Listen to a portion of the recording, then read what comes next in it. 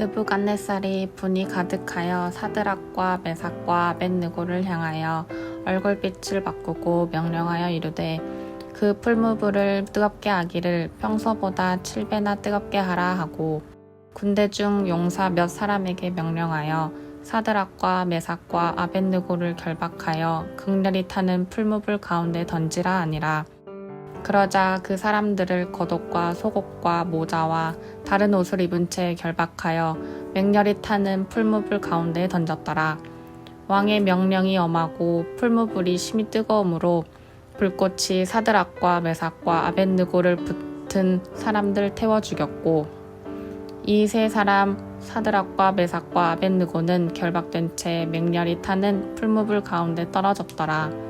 그때 느부갓네살 왕이 놀라 급히 일어나서 모사들에게 물어 이르되 우리가 결박하여 불 가운데 던진 자는 세 사람이 아니었느냐 하니 그들이 왕에게 대답하여 이르되 왕이 옳소이다 하더라.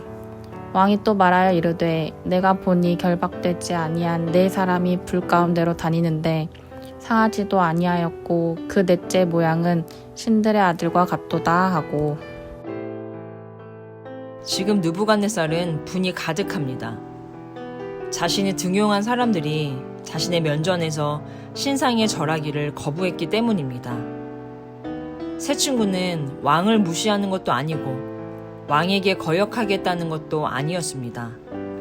다만 왕의 신들을 섬길 수 없고 왕이 세운 신상에 절할 수 없다는 것인데 왕의 얼굴빛이 바뀝니다. 금신상과 자기를 동일시하고 있음이 드러나는 대목입니다. 권력과 힘을 가진 이들은 자기에게 완전히 굴복하지 않는 이들을 용납하지 못합니다. 자기에게 대항하는 이들을 처벌하고자 자신이 지닌 모든 권력을 동원합니다. 느부갓네살은 풀무불을 평소보다 7배나 더 뜨겁게, 최대한으로 뜨겁게 하라고 명령합니다. 그리고 새 친구를 풀무불에 던져넣기 위해 군대 중 용사 몇 사람을 동원합니다. 관복도 갈아입지 못하고 갑자기 불려와 손 쓸 겨를도 없이 결박된 공무원 3사람을 풀무불에 집어넣는데 용사가 몇 명씩이나 필요할까요? 새 친구가 무장을 하고 덤비는 것도 아닌데 말입니다. 새 친구는 하나님의 사람을 대표하고 용사 몇 사람은 바벨론 군대를 대표하는 것이겠죠. 느부갓네살은 자신의 군대와 왕권으로 새 친구가 신앙하는 하나님과 전쟁을 벌인 것입니다. 그래서 왕은 자신의 온 힘을 다해 새 친구를 확실하게 처벌하려고 합니다. 절하지 않으면 죽인다. 왕의 위협은 현실이었습니다. 그냥 하는 말이 아니었습니다. 거역하고 저항해도 별탈 없이 지나가는 것이 아니고 새 친구는 정말로 맹렬히 타오르는 불길 속에 산채로 던져지게 됐습니다. 이들에게 닥친 환난은 말이나 비유가 아니라 현실이었습니다. 믿음으로 살아갈 때 우리 앞에 닥쳐오는 것은 말이 아니라 현실이라는 것입니다.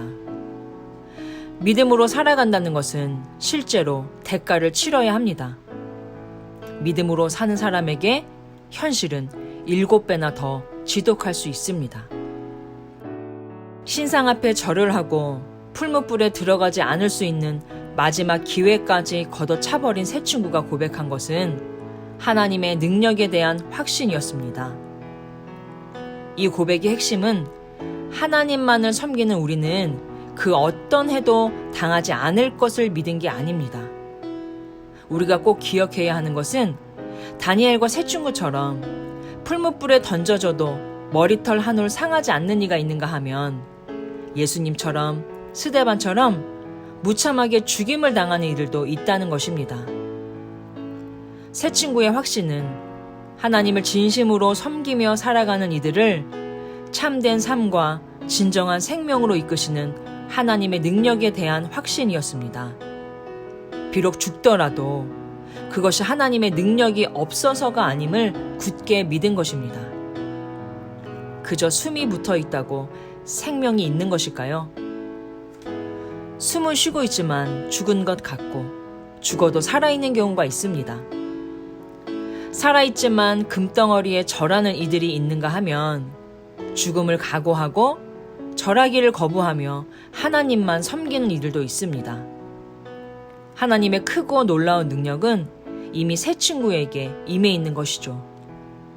그 능력은 풀무불 가운데 함께 있는 네 번째 존재로 우리에게 보여집니다.